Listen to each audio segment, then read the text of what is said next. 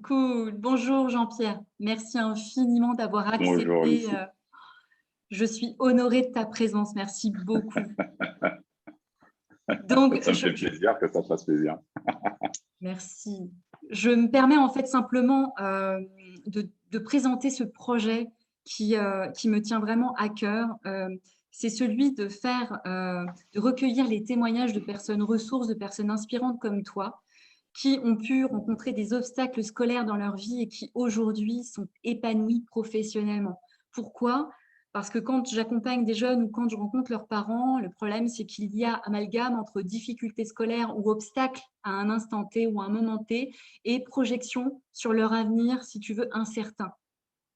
Donc, simplement, j'aimerais aujourd'hui que tu te présentes et que tu nous dises qui est Jean-Pierre Padoue. Ok. Alors, je vais essayer de faire une présentation courte puisque je pense que c'est toujours difficile de se présenter pour que les gens aient une idée. Donc aujourd'hui, j'ai 48 ans. Je suis dans l'année de mes 49 ans. Je suis papa de 3 enfants, 20 ans, 12 ans et bientôt 6 ans. Et puis, je suis marié. Voilà. Je suis alors, qui est Jean-Pierre Padoue? C'est très difficile parce que souvent dans ma tête, je me dis c'est à partir de quand qui je suis. Ok, donc pendant les 30 premières années, j'étais un Jean-Pierre qui se victimisait. Et puis après une trentaine d'années, donc je expliquerai peut-être dans le parcours pourquoi je me victimisais, quel était mon parcours. Et ensuite, j'ai découvert tout ce qui était développement personnel et ça m'a animé, ça m'a permis de créer une vision de ce que je voulais. Donc je me suis formé pour être coach sportif. Et donc, j'étais coach sportif pendant à peu près 15 ans. Donc, je suis beaucoup plus dirigé vers le personal training. Donc, je coachais des personnalités, des stars de la télévision, des gens comme ça, dans Paris 16e. Et ensuite, je me suis formé. J'ai voulu aller un peu plus loin, aller dans la tête. Donc, j'ai fait de la préparation mentale pour sportifs de haut niveau, joueur de tennis essentiellement. Et je rencontrais une difficulté avec mes clients qui rechutaient au niveau de leurs résultats, c'est-à-dire qu'ils avaient des résultats grâce à mes méthodes, mais rechutaient dans la nourriture ou dans des comportements addictifs que je ne comprenais pas. Donc, je voulais comprendre un peu plus ce qui se passait dans la tête. Donc, je me suis formé en neurosciences. Donc, voilà. Et donc, pour comprendre qu'est-ce qui se passe dans la tête, le cerveau. Et j'ai développé une activité de coach, coach de vie, coach pour accompagner les gens, pour atteindre des objectifs. Et ensuite, je me suis formé en master coaching motivationnel en neurosciences appliquées. Et puis, j'ai développé mes activités comme ça et continué à faire un petit peu tout ensemble. Et je me suis amusé ensuite à proposer mes services sur les réseaux. Donc, je suis un coach qui forme également. Je fais aussi un peu de formation en entreprise. Donc, j'apporte aussi tout ce qui permet de motiver les gens. Et puis, je fais des conférences. Je m'amuse à faire des conférences pour faire passer les messages.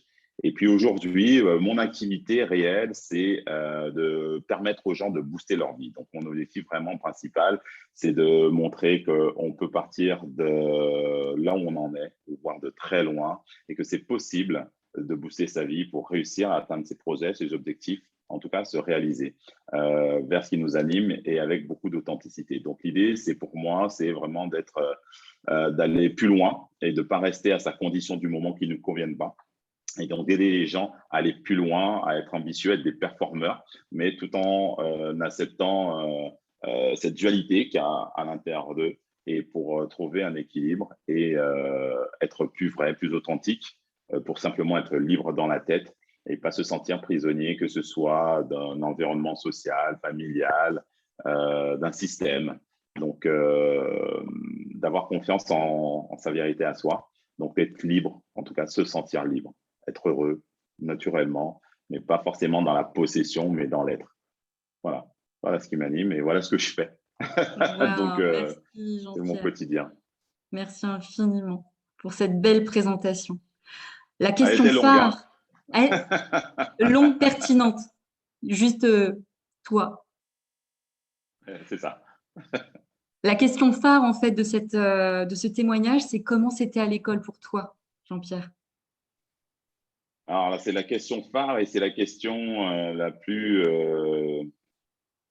on va dire, la plus inconfortable parce que c'est vrai que j'aurais pas une réponse favorable pour moi. Comment c'était l'école si je prenais la parole de jeunes enfants, je dirais que c'était nul. C'était nul. Maintenant, à développer, pour moi, l'école était difficile. C'était un moment très difficile. C'était un moment douloureux. C'était un moment de peur, de mal-être. Voilà, j'ai limite pas assez de mots pour qualifier. Je dirais même que ça me replonge émotionnellement dans quelque chose, puisque il y a eu l'avant-école qui a fait que je n'ai pas aimé l'école, puisque chez moi, dans la famille, on nous préparait un petit peu à l'école à écrire le A, le B, le C, les lettres, ce genre de choses. Et très rapidement, comme je n'écrivais pas très droit, très propre, ce genre de choses, j'avais droit à certaines corrections. Et en fait, j'avais déjà l'appréhension de devoir aller à cet endroit où il fallait faire que ça, en fait. Et ce qui s'est passé d'ailleurs. Donc, l'école, c'était un endroit où qui allait générer des problèmes, en fait. Pour moi, c'était un endroit à problème. Toute ma vie, c'était un endroit à problème. Après, si ce que je dois développer, je ne sais pas, mais voilà, comment c'était l'école. Quand tu dis tous ces qualificatifs qui sont… alors, j'ai un mot qui me vient, triste, mais est-ce que ça a été régulier, c'est-à-dire école primaire, collège, enfin, quand est-ce que… Oui, oui. En fait, malheureusement, du début jusqu'à la fin, on va dire, sauf la dernière année où, quand j'avais j'ai arrêté l'école vers 15 ans et demi. Donc, dernière année, j'étais dans une sorte de CAP, donc là, tout le monde s'en foutait, c'était pas important à ce moment-là. Mais sinon, toutes les années, oui, c'était très difficile puisque, en fait, donc moi, j'étais dans les époques où le professeur tapait sur les doigts, le maître tapait sur les doigts et coup de pied aux fesses et le coin. Et j'avais droit à ça pratiquement tous les jours. Donc voilà, donc c'était les humiliations au tableau, ça a été les rigolades des camarades et ensuite ça a été les corrections à la maison en fonction des mots qu'il y avait dans le cahier. Donc voilà, après, donc voilà, ça s'est développé chaque année comme ça. Et dès qu'il y avait, comment on appelle ça, alors, ce qui était marrant, c'est que, enfin, c'est pas que c'était marrant, mais il y a des moments où j'oubliais que j'étais à l'école puisque je me mettais à bavarder un peu avec deux, trois camarades et ça me créait des problèmes aussi. Ça veut dire que des fois, j'oubliais les conséquences de la globalité. Donc, des fois, c'était pas simplement lié à, au contenu, c'était lié aussi à tout ce que représentait l'école et ce qu'il fallait suivre comme directive pour correspondre en fait à entre guillemets un bon élève et ne pas avoir de problème. Donc, j'imagine que ton rapport à l'école, enfin, comment dire, ton rapport aux notes, à l'évaluation scolaire était de quel ordre? Alors, alors l'évaluation scolaire, alors ça a été le plus difficile parce que ça a été crescendo. Donc, il y a l'évaluation scolaire en primaire et l'évaluation scolaire au collège. Euh, Primaire, en fait, très rapidement, j'ai fait partie des enfants qui avaient envie de signer à la place des parents et qui était une très grosse erreur. Donc, j'avais des corrections monumentales parce que très vite, j'avais compris qu'à chaque fois qu'il y avait un bulletin qui n'était pas bon, il y avait la correction. Donc, en fait, moi, dès les premiers, j'étais corrigé parce qu'il y avait comment on appelle ça, Les les observations, messages les des professeurs, commentaires? les observations qui étaient négatifs du maître. Jean-Pierre, Et excuse-moi, quand tu parles de oui, correction, tu parles de quoi exactement quand tu parles de correction à la maison? ah ben, c'est des coups de ceinture. C'est des coups de ceinture. Voilà. Ok. Ouais, c'est des coups, quoi. C'est des coups. Ouais, nous, chez nous, il y avait la violence, en tout cas moi, plus sur moi. Et donc, c'était systématique. Donc, il n'y avait pas de fréquence, c'était systématique. Donc, du coup, j'essaie de développer des actions pour pouvoir éviter, mais ça ne marchait pas. Je Ok. n'étais pas assez bon. Déjà, j'écrivais pas très droit, donc on voyait tout de suite que ce n'était pas moi qui avais signé ces bulletins. Mais voilà, j'essaie de me sauver de ça. Et comment Donc voilà, justement t'arrivais à te sauver de ça? je n'y arrivais pas. Je n'y arrivais pas. J'étais prisonnier parce que donc l'école aurait pu être un échappatoire, mais ça n'a pas été, puisqu'en fait, moi, chez moi, j'étais surveillé et corrigé pour mes comportements à la maison. Je faisais pipi au lit. J'ai eu plein de problèmes liés avec tout ce stress. Donc, j'ai eu des TOC. Donc, j'étais engueulé parce que je faisais des bruits de gorge, parce que je me rongeais les ongles. J'ai développé énormément de TOC, de pathologies gamin. Et, euh, et le fait d'être corrigé pour ça, à la maison, je n'étais pas bien. Et quand il fallait aller à l'école, ça aurait pu être le moment où j'allais être libre, mais en fait, j'avais peur de ce qu'on allait me donner à la fin de la journée pour rentrer à la maison. Parce qu'après, on rentrait avec des devoirs, et les devoirs, c'était un moment aussi de correction, puisque je n'arrivais pas à faire les devoirs, puisque j'avais peur pendant que je faisais les devoirs. Donc, du coup, tout était anxiogène, en fait, du matin au soir, la journée. On va dire, mes moments tranquilles, c'est quand j'étais à la récréation tout seul. Voilà, ça, c'était mes moments avec moi-même, en fait. Hein. Voilà. Après, on avait un vélo, donc les moments où il y avait un peu de vélo dehors, ça pouvait être sympa, mais très vite, ça pouvait être supprimé dès qu'il y avait une erreur de fait. Donc voilà, c'était aléatoire, mais on avait des petits moments où je pouvais jouer, des trucs comme ça, et je pense que je m'évadais. Mais j'avouerais que c'est pas des moments où j'ai de grands souvenirs, parce que tu vois, c'est tellement éparpillé dans tout ce, je crois que c'est difficile de reconnaître les moments fun où, je sais pas, j'ai regardé des dessins animés, des choses comme ça, des choses à la télé, mais c'est succinct. Tu vois, c'est des fois, c'est parce que les parents sont pas à la maison ou ce genre de choses. Tu arrives à regarder un petit dessin animé, un truc fun, mais souvent, c'était t'éteins la télé puisque tu travailles pas ou tu restes pas à mériter ça. Donc, il y avait toujours un truc au-dessus de la tête comme ça qui était proche.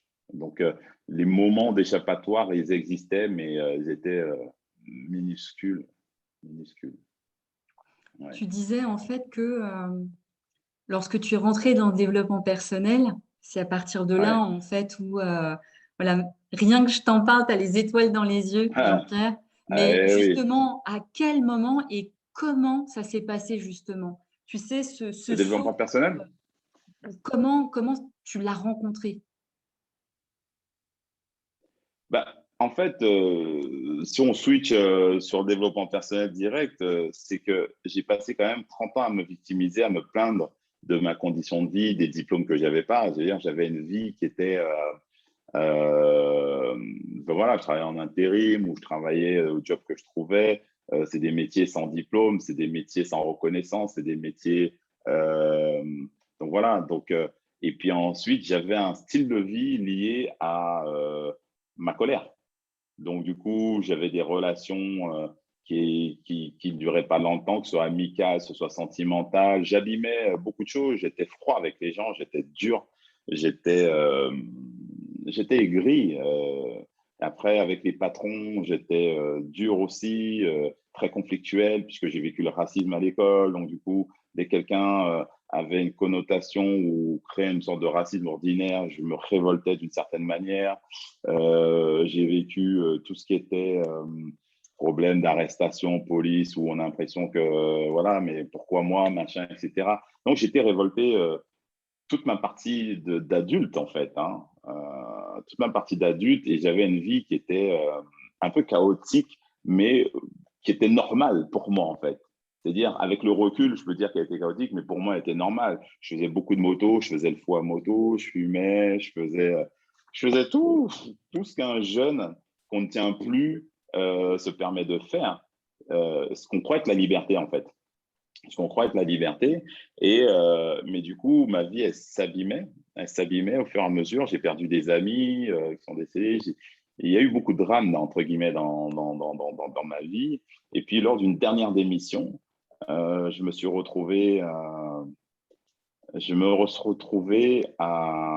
me dire, mais qu'est-ce que je vais faire là maintenant? Puisque c'était pareil, c'était un patron qui se plaignait que j'en faisais pas suffisamment. Enfin, il voulait que j'en fasse un peu plus parce que c'était bien, mais que les temps libres, je pourrais en faire plus. Et je dis que moi, je vous avais demandé une augmentation, on m'en avait pas donné, je vois pas pour l'autre excuse. Bon, voilà, j'étais un peu rebelle. Et puis, ego démesuré, ben, je démissionne, puisque tu n'es pas content, ben, je m'en vais. Et j'ai toujours fait ça comme ça. Et en partant, j'ai eu accès j'ai appelé une cousine qui, elle, était dans le développement personnel, qui m'avait proposé pendant 3 années de suite de venir à un séminaire. Et j'ai dit, laisse-moi tranquille avec tes trucs, parce que pour moi, c'était des trucs de gourou. J'ai jamais aimé ça.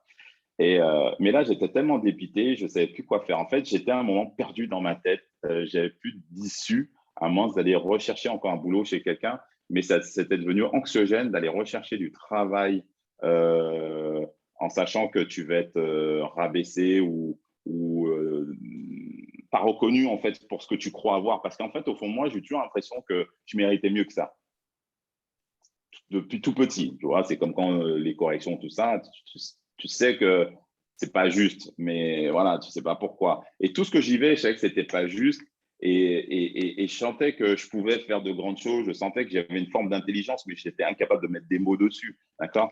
Mais je rêvais grand, en fait. Tu sais, j'avais envie d'une vie brillante.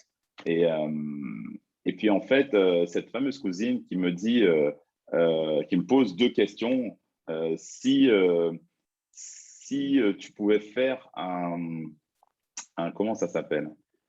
Elle m'a dit, si tu pouvais faire un travail où, en gros, où on ne te rémunère pas, ce serait quoi? Qu'est-ce que tu maîtrises le mieux et que si tu pouvais le faire tous les jours et même si on ne te payait pas, tu le ferais facilement? Et je lui dis, oh, bon, quelque chose que je peux faire facilement, c'est le sport. Hein. Et en fait, elle m'a amené à visualiser que je pouvais me diriger là-dedans. Elle m'a demandé de chercher. Et je me dis, ah ouais, ouais, ouais, ouais.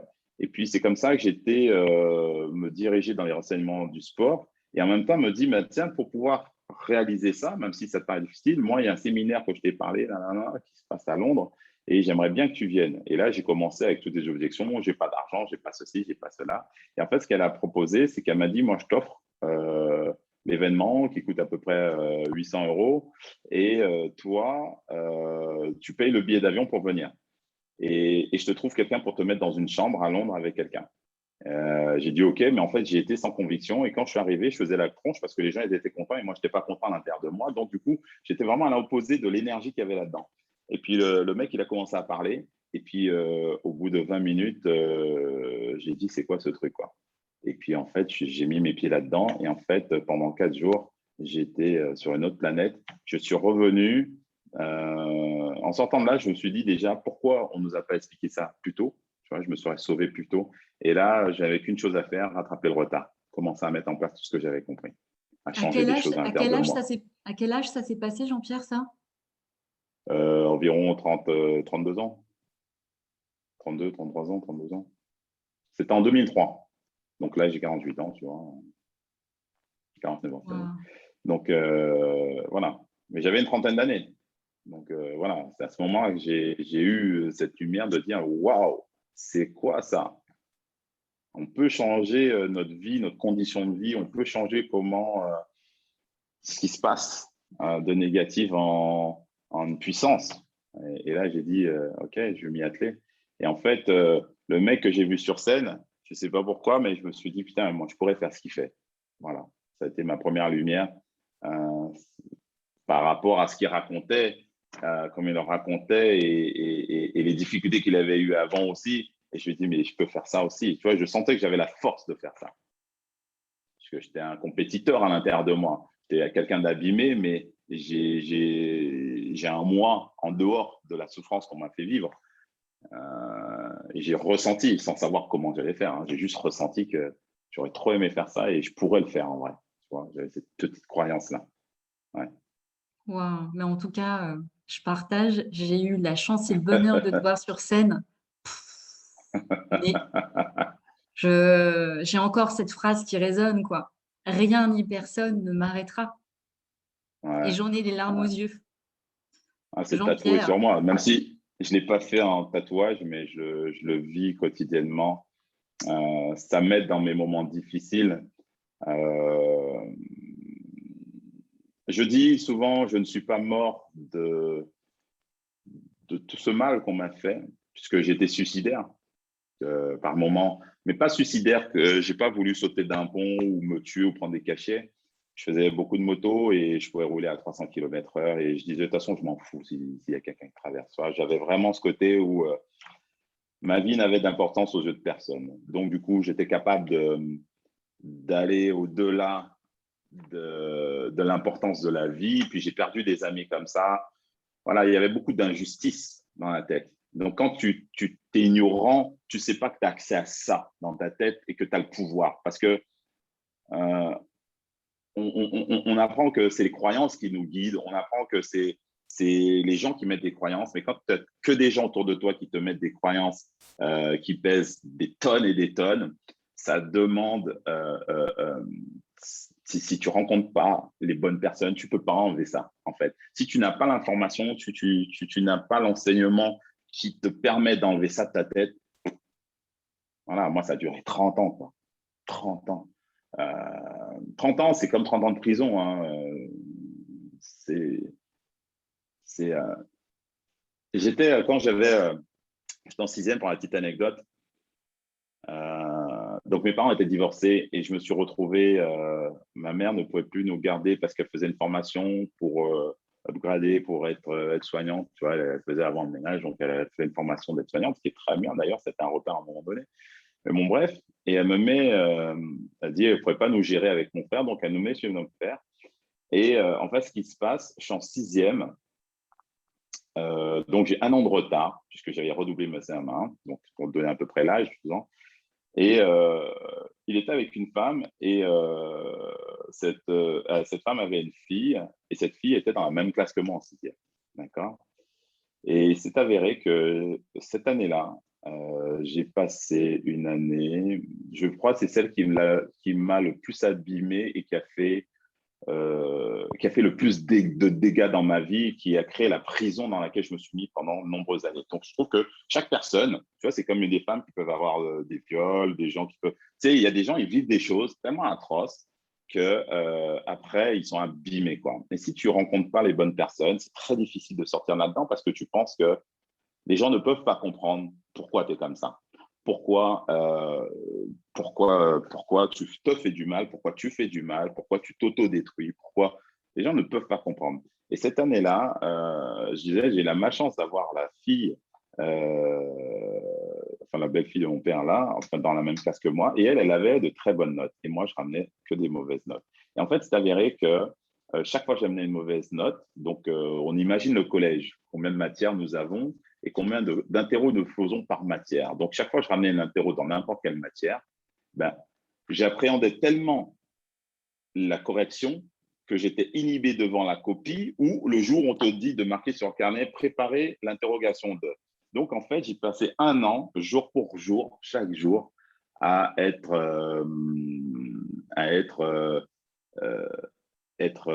comment on va dire ça, dans une prison d'angoisse quotidienne et en recevant des corrections quotidiennement et des menaces.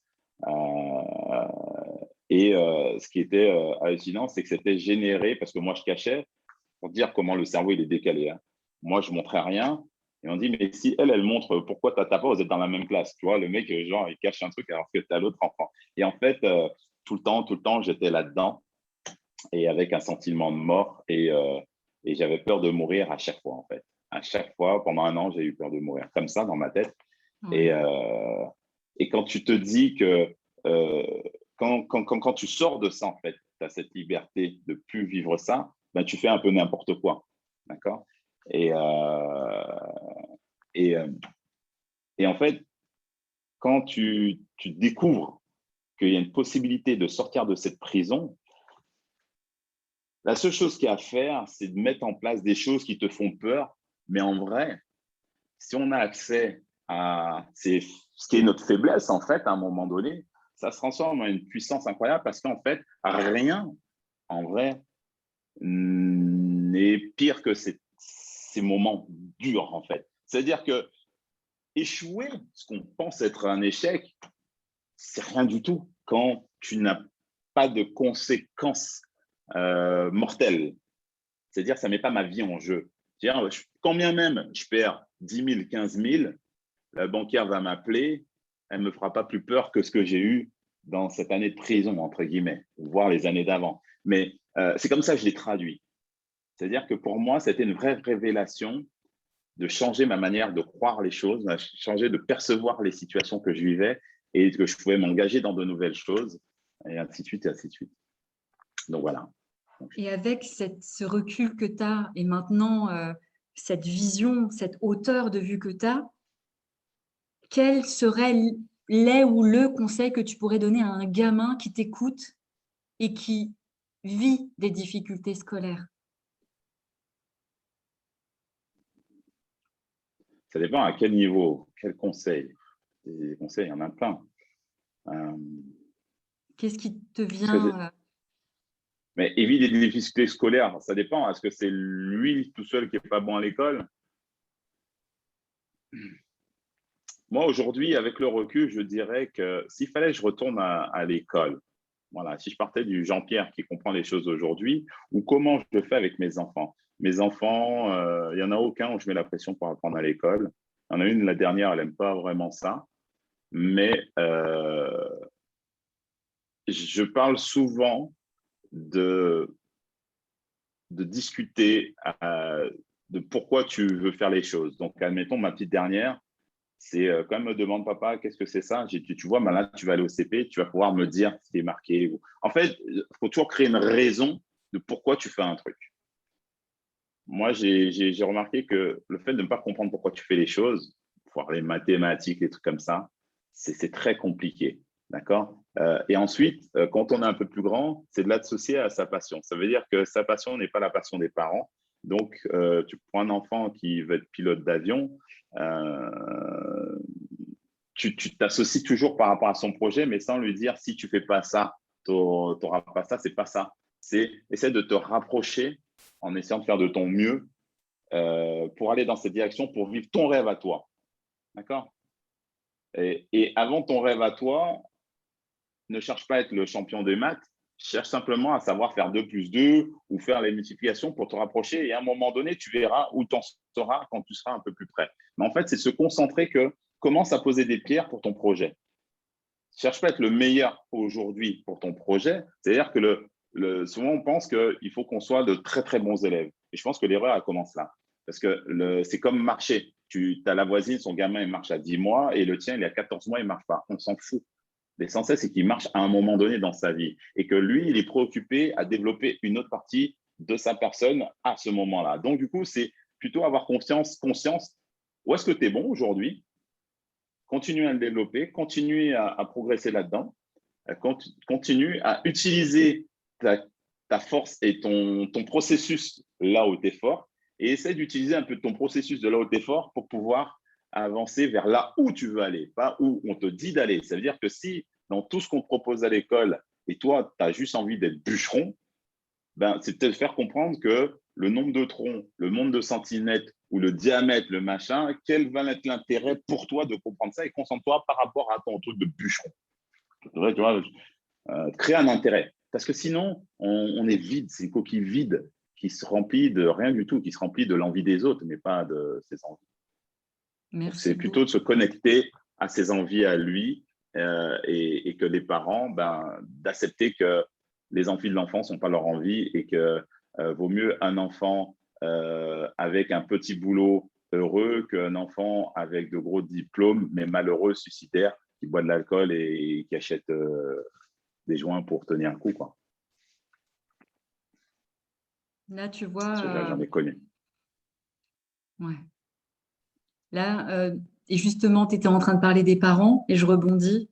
Là, le conseil que tu donnes aux parents, donc, c'est d'axer sur l'épanouissement et le bonheur de l'enfant et de pouvoir se détacher ou en tout cas ne pas miser que sur les résultats scolaires, en fait. Ne pas du tout viser sur les résultats scolaires, je dirais, et je dirais que ne pas oublier que l'enfant, c'est un individu à part entière et qu'on utilise trop un enfant comme une possession. Alors que l'enfant, si c'était l'enfant du voisin, comment tu lui parlerais s'il amenait des mauvaises notes ou s'il ne faisait pas dans le bon sens? Comment tu lui parlerais? On a toujours tendance à parler à son enfant comme si il nous appartenait. D'accord? Et ou voir si tu as des parents, parce que l'enfant, il est un petit peu trop ceci, cela, ils lui mettent une petite gifle. Est-ce que tu mettrais la gifle à l'enfant du voisin, en fait? Ou est-ce que tu dirais à l'enfant du voisin, mais putain, mais c'est faut être abruti pour pas comprendre ça. Est-ce que tu dirais ça au voisin, à l'enfant du voisin qui t'a dit, tu peux me garder jusqu'à la sortie d'école aujourd'hui et après il revient et dit à sa maman, ouais, il m'a dit que j'étais un abruti. Tu le ferais pas, tu vois, parce que tu sais que c'est pas bien. Voilà. Sauf que pour soi, pour son propre enfant, on pense qu'on veut le meilleur. On le voit dans le sport. Hein. Tu sais, moi, j'ai vu dans l'entraînement les parents qui mettaient leur enfant au tennis tout jeune et ils veulent que l'enfant gagne le match. Et du coup, quand l'enfant a raté des balles, a perdu le match parce qu'il a fait trop de fautes, à la sortie du match, il se fait pourrir. On voit le père ou la mère qui est ouais, mais t'as pas vu le nombre de fautes, machin, machin, machin. On oublie la notion d'apprentissage. La notion d'apprentissage, c'est j'apprends. C'est-à-dire que tu transmets une connaissance et après, il faut entraîner pour que ça devienne une compétence. Sauf que là, il y a un gap que les parents ne veulent pas. C'est que je t'apprends un truc, tu es compétent. Voilà. Et là, au milieu, je m'en bats les reins.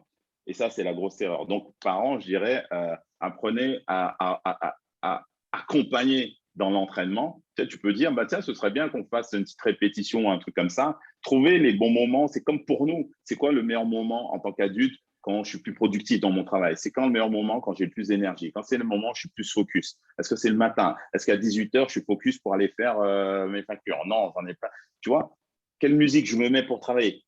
Créer des conditions optimales pour que l'enfant aille vers ce qu'il veut, mais pas vers ce que nous, on veut. Il faut vraiment faire attention de ne pas faire un transfert de réussite, que la réussite n'est pas obtenir quelque chose, selon moi, ok, on peut me contredire là-dessus, mais dans mon parcours, pour moi, la réussite, c'est de chaque fois réussir à passer un cap supplémentaire.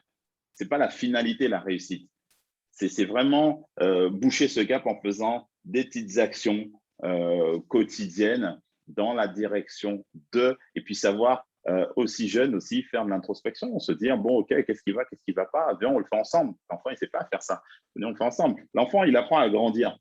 Tu as un enfant, il est en CE1 et tu veux déjà qu'il ait 10 sur 10, qu'il ramène des bons points, des trucs comme ça. Et que le problème, ça veut dire qu'à partir de ce moment-là, même si tu lui dis, mais qu'est-ce qui s'est passé? Pourquoi tu n'as pas eu le 10? Pourquoi tu n'as eu que 8? Tu es déjà dans le jugement. Tu vois. Moi, j'ai une grande qui a 12 ans. Comme moi, je suis très réfractaire à l'école. Je crée une éducation à ma manière. Et ma manière, c'est quoi? C'est que tu te démerdes. Les résultats que tu auras, ce sont les tiens. Et ma fille, ce que tu ne sais pas faire, c'est parce que tu ne sais pas le faire. Donc, je ne vais pas t'aider à le faire. Je ne vais même pas t'aider à comprendre à le faire. Tu vas demander à ton professeur et ça lui va te donner sa méthodologie. Moi, pour moi, c'est j'observe, mais vraiment avec de la hauteur, pas pour essayer de jouer au professeur pour que ce soit la meilleure. Alors, il s'avère que ma fille, elle a de super bonnes notes. Elle a des compliments du proviseur de la classe. L'année prochaine, on lui propose des heures supplémentaires parce qu'elle est brillante. Tu vois? Mais parce qu'en fait, elle n'a pas de pression. Elle aime ce qu'elle fait. Et c'est ça l'école. Si t'aimes, t'aimes. C'est la petite dernière, elle, c'est autre chose. Tu vois. Mais je pense qu'il faut le faire en fonction des personnalités. Mais tu ne peux pas avoir 3 gamins et te dire tu veux que les 3 soient brillants. J'ai mon grand, brillant pareil. Quand on allait au restaurant, le mec, il demandait de faire des mathématiques. OK. Mais le mec, quand il est arrivé au bac, eh ben, il était plutôt branché sur les réseaux et allait faire un peu d'argent sur les réseaux.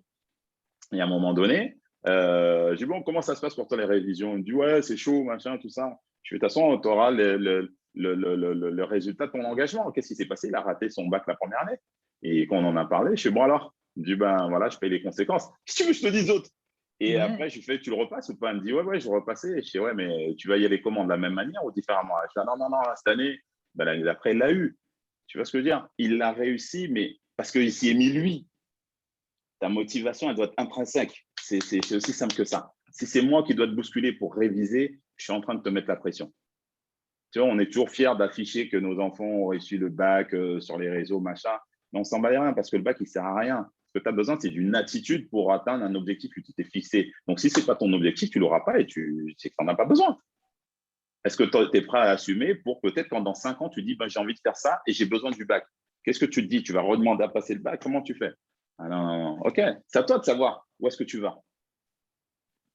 C'est toi. Lui, il veut être pilote, mon fils. Waouh, Ouais. excellent. C'est son choix. Ouais. Si je lui dise, moi, j'ai jamais eu ça dans ma tête. Hein. Et il y croit. Et il y croit. Donc, et par contre, il y a un truc que j'ai trouvé toujours sympa, c'est que j'ai toujours mis dans leurs mains, tu vois, ils voulaient pilote, j'ai toujours acheté les trucs pour simulateur d'avion, les trucs comme ça, et c'est toujours amusé à vivre son truc en parallèle. tu vois. Il y a Tu eu fais quand leur même un passion, accompagnement de ta part, enfin, dans le sens où tu leur as donné les conditions et un environnement qui leur permettent justement toujours, d'être dans toujours, l'épanouissement. toujours. Toujours, c'est ça, c'est mettre dans les conditions. Et moi, je suis plutôt une sorte tu sais, c'est comme les sages. Tu as toujours un sage à côté où tu viens poser des questions pour dire, voilà, moi, j'aime quand mes enfants viennent me raconter leurs problèmes. Voilà ce que j'ai vécu. Ou voilà, à l'école, quand ma fille vient me dire qu'elle a un problème relationnel avec ses amis et qui ont dit ça, ça, ça. OK, alors qu'est-ce que ça… Je préfère parler comme ça. Le reste, m'importe peu parce qu'il faut que tu grandisses en tant que personne pour quand tu seras une adulte que tu aies des réponses. Si moi, je suis plus là, tu te rappelles de toutes les discussions qu'on a eues. Je refais une relation que j'aurais aimé avoir, en fait, je pense. Waouh, ça me touche Voilà, c'est énormément. plutôt ça. C'est C'est plutôt ça le chemin. merci Et pas de infiniment, posséder. Jean-Pierre. Je, Merci à toi. j'en ai des frissons. Je suis désolée, je suis très dans le corps et dans l'émotionnel. Donc, tout ce que tu dis, tout ce que tu as vécu, c'est juste des perles, des trésors, en fait, que tu transmets. Et merci Aujourd'hui, infiniment. oui. Merci beaucoup. Parce que je suis convaincue, je suis persuadée que tous ces témoignages, si tu veux, vont permettre à des parents ou à des jeunes de pouvoir, tu vois ce que tu disais au départ en disant que si j'avais eu ça, si j'avais eu cette connaissance, ben, j'aurais gagné du temps, en fait. Tu vois, dans Oui. l'épanouissement, dans mon Mm. développement, et ben c'est ça. C'est vraiment un rêve que j'ai. C'est justement de pouvoir donner ces C'est un beau informations, rêve, juste des trésors. bien sûr. Merci infiniment, Jean-Pierre. En tout cas, je te souhaite Ah, c'est vraiment moi le qui te meilleur. remercie. Mm.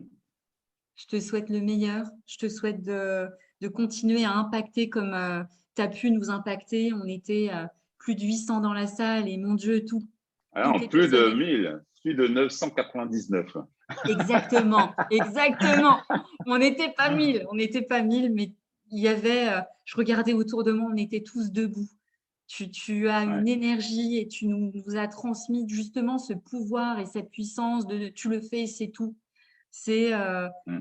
je chapeau bas. Je suis admirative de ton parcours, de cet homme lumineux et rayonnant et tellement puissant en fait. Non pas, enfin, avec ces messages que tu nous as donnés. Donc merci infiniment, Jean-Pierre, pour ce que tu Merci de fais me et ce que tu partager. fais. Merci de me partager parce que ce qui est hallucinant, c'est que tu me partages tout ça, mais moi, dans ma tête, tu vois, je ne le vois pas comme ça. Tu vois, je le vois toujours sur un chemin encore très, très long et que je dois engranger encore un maximum d'expérience pour laisser des supports à mes enfants. Ou aujourd'hui, je suis dans une mission où je veux partager un peu plus aux gens à l'extérieur, puisque pendant de nombreuses années, j'étais égoïste. Hein. Moi, pour moi, ça ne me parlait pas d'aller parler aux gens, leur dire, ben voilà, j'ai vécu ça et je vais vous offrir ça. Aujourd'hui, je comprends qu'il y a des gens qui souffrent et j'ai eu une période, c'était chacun sa merde, quoi. Aujourd'hui, j'ai compris que j'avais un potentiel et que c'était à moi d'aller le chercher, d'aller le développer et que je pouvais en faire quelque chose. C'est long, c'est fastidieux, ça demande de la discipline, ça demande de grandir à l'intérieur de soi, mais en même temps, euh, tout en sachant que c'est comme ça, que c'est long et qu'il y a beaucoup à faire, je sens que je trace ce fameux chemin, tu vois, pour les enfants. J'ai ma petite la dernière qui a, comme je disais, qui a bientôt 6 ans. Je me dis, je ne sais pas jusqu'à quand elle va pouvoir profiter de moi et qu'elle ait une trace, quoi, qu'elle ait une trace. Ce qui me fait plus peur, c'est que je ne sois pas là ou qu'elle n'ait pas d'éléments pour que je puisse répondre à ces difficultés. Elle en aura, sûr. Et pour moi, un enfant aime ses parents de manière inconditionnelle. Et c'est ce qui fait que, tu sais, j'ai voulu fuguer plusieurs fois quand j'étais enfant. Je n'ai jamais fait parce que j'avais peur qu'on me retrouve. Mais au fond de moi, des fois, je me disais aussi, je crois que j'aimais mes parents aussi d'une certaine manière. Parce qu'un jour, malgré ce que je ressentais, un jour, on partait quelque part, on sortait d'une soirée avec la famille. Et à l'époque, tu sais, on ne mettait pas les ceintures comme ça, dans les années 80. Et derrière, je devais m'asseoir sur ma mère. Tu sais, on devait tous s'entasser derrière. Et j'ai eu un sentiment très particulier que j'ai beaucoup aimé, mais où j'étais un peu gêné, tu vois. J'étais heureux, c'était comme un moment d'affection que je venais de… J'étais juste assis sur ma mère, tu vois. Eh ben, c'était tellement anormal que j'étais heureux, quoi. J'étais heureux de ce moment-là. J'étais heureux de ce moment-là. D'ailleurs, j'en ai jamais parlé, tu vois. Je constate que j'en ai jamais parlé. Mais je sais que j'étais heureux de ce moment où, où, ouais. Je ne sais pas pourquoi je suis parti là-dessus. Bref. Merci. Euh, C'est un partage juste, un mais partage ouais, je parlais de l'amour de inconditionnel. exactement ce dont a besoin les enfants. Voilà, de l'affection, de l'amour, C'est de ça. cet Et c'est environnement pour dire que sécuritaire. on veut qu'il soit là, en fait. On veut qu'il soit là. Et souvent, les parents, ils sont là pour nous proposer autre chose qu'on n'a pas demandé, en vrai. Et le sentiment de bonheur que j'ai eu, c'est le sentiment de bonheur que j'essaie de donner à mes enfants, c'est d'être là et pas d'être dans le donner ou dans les attentes d'existence aux yeux des autres, en fait. Parce que je trouve que les attentes parentales sont des attentes qui sont liées à ce que les gens vont penser de ce que tu as réussi à faire, comme ta belle maison, ta belle voiture, tout ce que tu veux. Et c'est là qu'on commence à se cramer, en fait. Parce qu'il y a cette fameuse parole qui arrive dans la bouche de beaucoup de parents, tout ce que j'ai fait pour toi. Euh,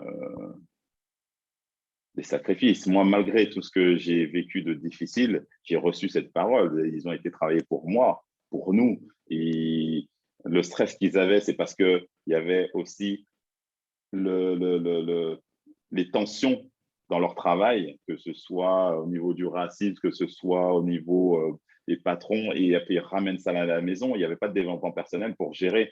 Donc, ce n'était pas de leur faute. Il y avait beaucoup d'ignorance. Donc, c'est ce qui m'a permis aussi de pardonner ce qui s'est passé. C'est l'ignorance qui a fait qu'ils n'ont pas pu me donner ce que je méritais en tant qu'enfant. Ils m'ont donné ce qu'ils pouvaient me donner, que eux-mêmes avaient reçu, peut-être fois 10 plus difficile que moi, tu vois. Et l'idée, c'était de comment ne pas redonner à mes enfants comme mes parents m'ont redonné à moi, tu vois. Comment couper cette chaîne-là? Comment couper ça? Et le développement personnel, ça a été vraiment la clé, quoi. Ça a été vraiment la délivrance de partir en croisade à changer cette lignée, à changer cette manière de fonctionner avec l'école, avec nos enfants, sur nos attentes.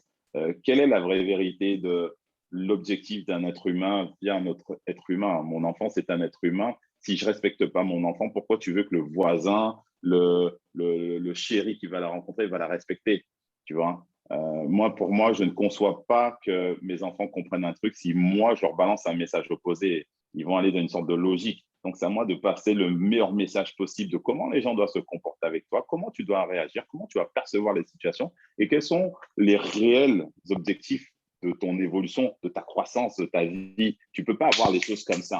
Donc, tu vas devoir passer par des étapes. Donc, je vais t'expliquer ta perception des choses au fur et à mesure. Donc, si moi, je suis dans la violence, si moi, je suis dans l'exigence, si moi, je suis dans machin, ben demain, tu as aussi un patron, tu vas tolérer que le patron il fasse ça avec toi, donc tu ne vas pas être dans ta vérité. Tu ne vas pas aller vers ton authenticité, tu vas te soumettre. Tu vas être dans quelque chose de faux pour pouvoir obtenir. Et moi, c'est quelque chose que je refuse. Moi, j'adore quand j'ai ma petite, quand tu lui proposes un truc et elle te dit non, cash, tu vois. Et ça, c'est un discours que j'ai avec sa mère dès le départ. Je dis, on ne la bride pas. C'est-à-dire que, si admettons, elle n'a pas envie de faire la bise à quelqu'un, le dit bonjour, on ne le fait pas. Tu vois ce que je veux dire? C'est cette histoire de bienséance de code. C'est de mettre dans une obligation pour paraître bien. Je n'aime plus ça. Il n'y a pas de tu parais bien. Tu parais qui tu veux, qui tu veux. Tu assumes qui tu veux être. C'est à toi de l'assumer, en fait. Mais ne cherche pas à être aimé des autres en faisant des choses qui ne correspondent pas à ce que tu veux. Et l'idée, c'est d'apprendre ça plutôt que d'apprendre à compter 10 plus 10 et faire de l'argent. L'argent, il vient. Moi, aujourd'hui, j'ai quand même arrêté l'école en cinquième. Par contre, j'ai compris à un moment comment aller développer le cerveau que j'ai et comment utiliser le potentiel qui était juste en gestation, en fait, parce qu'elle était bridée par des parents. C'est pas la même chose. En gros, j'aurais été peut-être encore plus loin, plus haut ou différemment sur autre chose si tu as ta propre liberté. C'est un peu ça. C'est nous, les castreurs, les parents. Alors, cela dit, pour rassurer les gens, c'est que sur mon premier enfant, j'ai quand même fait des erreurs sur les 5 premières années, Quand sur tu mon dis grand qui a 20 erreur, ans. Des erreurs, ça veut dire que j'étais, puisque je n'avais pas encore commencé ma formation, je n'étais pas rentré dans le développement personnel, ok, donc j'étais en train de transmettre mon schéma familial. Donc, je n'ai jamais levé la main sur mon fils, mais j'avais des exigences de paraître.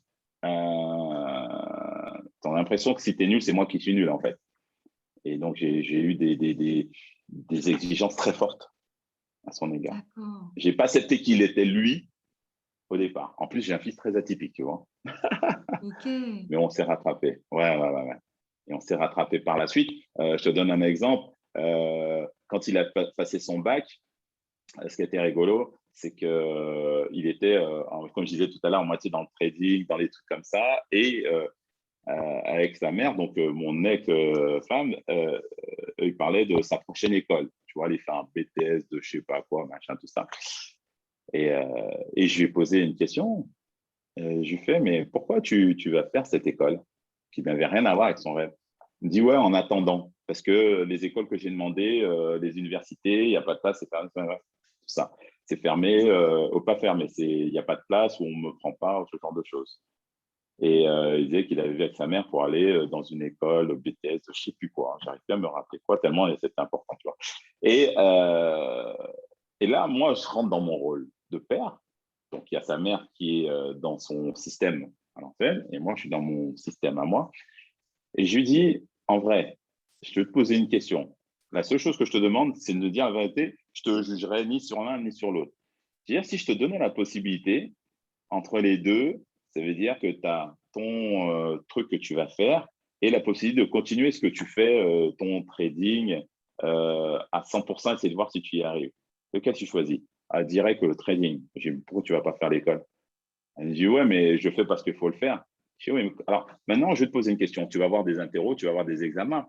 Où est-ce que tu vas trouver la motivation de travailler, de réviser des trucs super compliqués alors que tu n'en as pas envie? Et là, le mec, il bug. C'est-à-dire, il faut payer un loyer, c'est-à-dire chambre, tu sais, des enfants là, quand ils sont en université. Il faut voilà, payer ton loyer, te nourrir, payer tes cours, tes machins, tout ça. Donc, dépenser X argent par an, alors que tu n'en as pas envie vraiment, tu le fais parce que tu dois, tu vois. Et donc, on en a discuté. Et donc, je lui ai dit, bon, moi, en tout cas, me concernant, je ne vois pas d'objection que tu fasses une année à fond dans ton truc. Et s'il le faut, tu reprendras les études. À un moment donné, tout ça, t'en parles à ta mère. Et en fait, il me dit, ah, c'est trop bien. Là, dans la foulée, il a appelé sa mère, il a mis en place tout ça. Et en fait, mon fils, il a fait une année sabbatique où il a travaillé à fond, il a fait de l'argent, il a fait son truc. Et dans la foulée, l'année d'après, dans la foulée, il y a eu le Covid qui est arrivé et tous les enfants qui étaient à l'école, ils ont foiré leur année. Tu vois. Donc, ce qui wow. est hallucinant. Ouais, donc Et là, tu lui as fait gagner du temps quand même, hein, Jean-Pierre. ouais, et mettre de l'argent de côté avec son training pour pouvoir payer des études d'aviation. Excellent. Et il fait du trading parce qu'il aime travailler sur tout ce qui est trading en ligne, comme ça. Donc voilà, parce que pour moi, je trouve que c'est de l'expérience, ça te servira. L'idée, c'est ça. Mais ça ne sert à rien de te lever et de rester jusqu'à midi dans ton lit et tu ne sais pas pourquoi tu te lèves, en fait. Je trouve que c'est dur Je partage d'avoir des jeunes qui totalement. sont perdus. Ils sont perdus et après, tu dis, va faire boulanger, va faire ceci. C'est bon, quoi. Tu vois, tous les jours, tu es triste à l'intérieur de toi parce que tu n'es pas à ta place. C'est clair. En tout cas, merci infiniment pour tous ces partages Mmh. précieux de qualité. Je, je te remercie. Je ne sais pas comment te le donner, ou en tout cas, Bah yes. pour que tu l'accueilles pleinement, parce que c'est vrai, je suis consciente et je mesure en fait le message puissant que tu transmets. Pour les gens, je pense que on est juste dans un partage pour que d'autres personnes puissent simplement avoir ce qu'on appelle ce fameux déclic, comme moi j'ai pu l'avoir, puisque moi je sais vraiment ce que c'est de ne pas savoir et de jamais aller dans la direction qui va te sauver, parce que tu ne sais pas. Donc si à travers un échange, on arrive à dire, ah ouais, et oui, on peut penser comme ça, ça peut se travailler, on peut travailler sur ça. Je ne dis pas que ça va changer, mais on peut être ignorant pendant 30 ans et faire des erreurs monumentales avec ses enfants et avec soi-même, et ensuite commencer à travailler dans son environnement et changer les choses. Un grand merci. Merci beaucoup. Je te souhaite une très belle continuation, Jean-Pierre. Je te souhaite que tu impactes un max de monde. Je nous le souhaite. Merci infiniment. Je te dis à bientôt, je l'espère. Oui, merci. Oui, ce sera toujours un plaisir de toute façon d'interagir auprès de toi, ta communauté, euh, les gens qui te suivent et qui ont besoin de réponses. Je pense que c'est en faisant des actions comme ça, et il suffit qu'une personne encore qui, elle, qui est peut-être importante, fasse passer le relais et faire savoir que ça existe.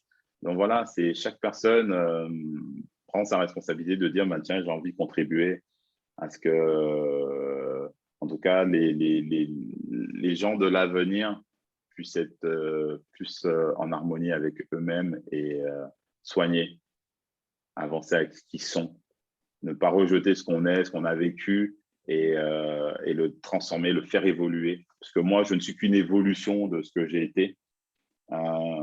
Et j'aime dire aussi, euh, j'ai toujours été celui que je suis en fait aujourd'hui, sauf qu'il a été étouffé, bridé, abîmé et en même temps renforcé. Parce que toutes ces épreuves m'ont renforcé, et j'ai une capacité, une tolérance aussi à la difficulté. Donc, je pourrais dire aux gens, peu importe la difficulté que vous avez vécue par le passé, que vous vivez, c'est une expérience qui a consolidé une partie de vous que personne ne pourra briser, quoi. Donc, il faut pouvoir l'utiliser pour l'amener à un autre niveau pour qu'il soit utile. Enfin, faire de manière que ces moments d'expérience soient une référence dans l'utilité de la puissance de demain qu'ils veulent être ou qu'ils vont transmettre. Parce que moi, aujourd'hui, ça n'a pas été pour être Jean-Pierre le plus fort. Quand j'ai voulu être le plus fort, j'étais dur avec les gens. Mais par contre, quand j'ai décidé de vouloir partager avec d'autres personnes, partager avec, en premier lieu, mes enfants, j'étais dans l'être, j'étais pas dans l'opposition, même si je parais fort comme ça, je suis quelqu'un d'extrêmement sensible, mais je suis vraiment dans le partage, quoi. Chaque expérience, je dis que si moi je suis pas capable de surmonter ça, comment mes enfants vont pouvoir le surmonter? Donc, j'aime maintenant les expériences et j'aime ce que j'ai vécu par le passé. J'aime la vie que j'ai eue, et malgré la difficulté que j'ai eue et que mon cerveau parfois conserve en ayant l'impression que c'était hier, ça reste le passé. Et ce qui est important, c'est le pouvoir que j'ai sur le doigt que je vais lever, que je vais mettre là, ou je vais mettre là, ou je vais mettre là. Mon pouvoir, il est dans là, dans le moment présent. Et les références du passé ne sont que des références. De ne pas se tromper dans l'action liée à la croyance. Donc, créer une croyance d'aujourd'hui pour un besoin de demain, mais n'utilise pas les souffrances, les difficultés du passé comme une raison d'agir, en fait. L'action, elle vient par rapport à ta pensée du jour. Je ne sais pas si j'ai été clair, mais en tout cas, c'est comme ça, ça se tourne dans ma tête, quoi. C'est vraiment, on a un vrai pouvoir à l'instant T. Et après, il faut être entouré de bonnes personnes qui nous créent ces fameux déclics, qui nous créent l'impulsion ou qui nous rassurent dans l'échange pour dire, tu vois, j'ai pas de réponse, comment on peut mettre de la clarté? Souvent, quand je fais des accompagnements, euh, euh, en une demi-heure, une heure, on a des réponses, on dit, mais incroyable, merci, merci, merci, merci. Parce que ce feedback, quand tu parles avec quelqu'un qui a déjà fait tout le trajet, ça prend un centième de seconde. Par contre, ce qu'il faut, c'est de l'authenticité dans les échanges. Souvent, les gens, ils viennent te disent que leur problème, c'est ça, mais en fait, c'est pas ça. Donc, il faut aller chercher le vrai problème, et après, les gens, ils avancent à une vitesse incroyable. Donc, c'est vraiment possible de lâcher les choses et d'avancer, d'aller transformer tout ça en puissance, quoi, de vie, une vie extraordinaire. On mérite tous d'avoir une vie extraordinaire. Hein, moi, j'ai longtemps levé la tête. Pourquoi moi? Pourquoi je vis ces problèmes? Mais en fait, on mérite tous d'avoir une vie extraordinaire. Et, mais ça part de ce qu'on croit nous, et qu'il faut transformer ce qu'on croit. Et moi, je mets l'accent sur la transformation de ce qu'on croit. Euh, et après, rien ni personne ne va nous arrêter. Et à part toi-même, il n'y a personne qui peut t'arrêter. Moi, c'est la mort qui va m'arrêter. Pour moi, ça c'est clair dans ma tête. Merci J'ai essayé de faire infiniment. manière à tout arrêter, mais ça n'a pas marché. En tout cas, merci infiniment pour ta générosité. Merci. Une fois, je te souhaite Merci à une tout le monde. très belle continuation. Et je te dis à très, très Merci, bientôt, merci. Jean-Pierre. Je t'embrasse. Bon courage à tout le monde. Ne lâchez Merci. rien.